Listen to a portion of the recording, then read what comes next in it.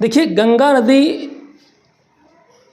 के जो निकलने का स्थान है, देखिए मेनली यहाँ पर दो नदियाँ हैं, साफ साफ आपको दिखाई पड़ती हैं गंगा नदी बनने के, भागीरथी और अलकनंदा। ये भागीरथी है काले से, और ये जो ब्लू कलर की है ये अलकनंदा है। यहाँ पर दो नदियाँ स्पष्ट दिखाई पड़ती हैं, और कहीं ना कहीं इन दोनों के मिलने से ही ये रुद्रप्रयाग में मिलती हैं। यहीं पर एक नई नदी का उत्पन्न होता है, जो गंगा नदी। गंगा नदी यहाँ बनती है, और जो आगे दोनों नदियाँ मिलती हैं रुद्रप्रयाग के संगम में, वहीं पर से गंगा नदी का निर्माण होता है। लेकिन इनके पीछे क्या कहानी है, आइए हम जानते हैं। हम देखते हैं पहले बद्रीनाथ, उत्तराखंड में बद्रीनाथ है। बद्रीनाथ में एक संतोपथिमानी है। वहाँ से दो नदियाँ, संतोपथिमानी से एक नदी निकलती है, विष्णु गंगा निकलती है। विष्णु गंगा संतोपथिमानी से निकलती है, और उसके बगल से एक धौली गंगा निकलती है। जब दोनों नदी आपस में मिलती है क्योंकि दोनों की गहराई समान लगभग है, तो वो एक नई नदी का निर्माण करती है। जब दो नदियों की गहराई समान होती हैं तो एक नई नदी का निर्माण करती हैं। तो दोनों नदी आगे बढ़ती हैं तो एक नई नदी बनती है, इसका नाम अलकनंदा है। विष्णुप्रयाग गंगा और धौली गंगा ये विष्णुप्रयाग में मिलती हैं, ठीक है, और उसके बाद एक नई नदी का निर्माण करती हैं, इसका नाम है अलकनंदा। ठीक, तो अलकनंदा नदी बनती है। अलकनंदा चूँकि बहुत दो नदियों से बनी हुई है तो गहरी नदी है वो, मतलब वहाँ पर इसकी गहराई अधिक है। जब आगे बढ़ती है तो यहाँ पर बगल से एक नदी आती है नंदाकिनी, मंदाकिनी नहीं नंदाकिनी तो यहाँ पर है, केदारनाथ से निकलती है। एक नंदाकिनी नदी है जो कि यहाँ पर कहाँ, अलकनंदा नदी में ये नंदप्रयाग में आकर मिल जाती है। यहाँ पर जो इसका संगम है ये यहाँ पर नंदप्रयाग में आकर नंदाकिनी अलकनंदा में मिल जाती है। चूँकि अलकनंदा नदी गहरी नदी है और बड़ी नदी है, तो और नंदाकिनी नदी जो कि छोटी नदी है इसमें समा आती है, तो इसी के नाम से ये आगे बढ़ती है, अलकनंदा नदी के नाम से ये आगे बढ़ती है। अब अलकनंदा नदी आगे बढ़ती है, कुछ दूर जाती है, उसके बाद एक नदी पिंडार नदी है, पिंडारी बोलते हैं उसको, पिंडार कह सकते हैं। पिंडार नदी है जो बगल से निकलती है कुछ दूर से, और ये आकर अलकनंदा नदी में मिल जाती है। क्योंकि ये भी एक छोटी नदी है तो अलकनंदा नदी में ही मिल जाती है, और अलकनंदा के नाम से जानी जाती है, मतलब कि उसमें लुप्त हो जाती है। क्योंकि अलकनंदा नदी बहुत गहरी नदी है, और जो नदी गहरी होती है, बड़ी होती है, उसी के नाम से वो जानी जाती है। तो पिंडारी नदी अलकनंदा में मिल जाती है, कहाँ पर, जहाँ पर मिलती है उसका नाम कर्णप्रयाग है। ठीक, तो ये संगम है, जहाँ दो नदियाँ मिलती हैं उनको संगम कहते हैं।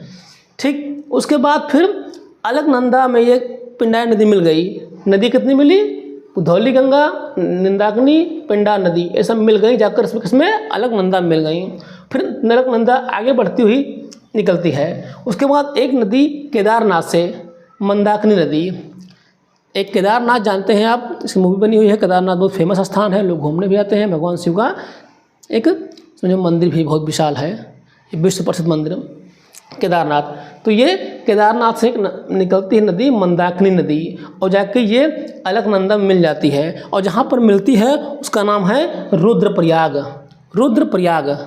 ठीक है, जहाँ पर नदियाँ मिलती हैं उनको प्रयाग बोलते हैं। ठीक, तो ये रुद्रप्रयाग है। अब आगे चलकर नदी आगे चली जाती है। अब यहाँ से एक नदी निकलती है, देखा आपने, उत्तरकाशी में गंगोत्री हिमानी से, एक गोमुख से गंगोत्री हिमानी से एक नदी निकलती है भागीरथी। बहुत से लोग इसको गंगा नदी, उत्तराखंड के लोग इसको ही मेन गंगा नदी कहते हैं, मुख्य गंगा जो नदी है इसको ही मानते हैं भागीरथी को।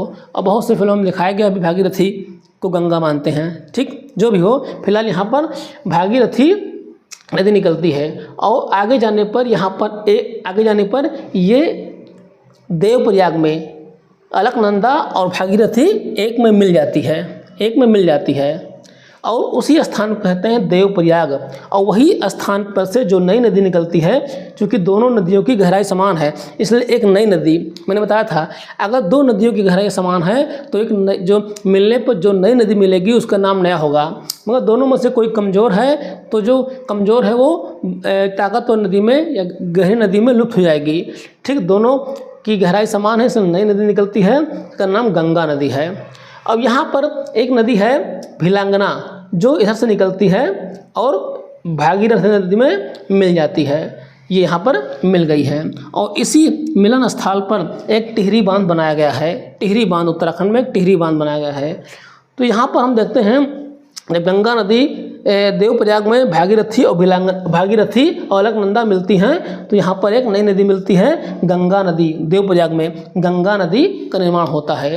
गंगा नदी आगे चलकर हरिद्वार में ये मैदानों में प्रवेश करती हैं पहाड़ों से। उसके बाद ये बहते हुए अपना जाकर ये पश्चिम बंगाल में ये जाकर बंगाल खाड़ी में गिर जाती है। तो ये आपका जो गंगा नदी जो उत्पन्न होने का सही ये कारण है, ये आपका है। देखिए अब यहाँ पर आप याद कर लीजिए, परीक्षा में पूछाते हैं कि विष्णु गंगा, धौली गंगा, विष्णु प्रयाग, ठीक।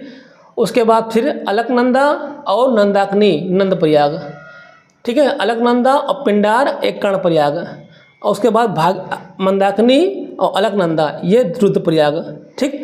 तो यहाँ पर भागीरथी और अलकनंदा के मिलन स्थान को कहते हैं देवप्रयाग, और वहीं पर से एक नई नदी का निर्माण होता है जिसको कहते हैं हम गंगा नदी कहते हैं। तो ये थी आपकी गंगा नदी निकलने का कहानी थी।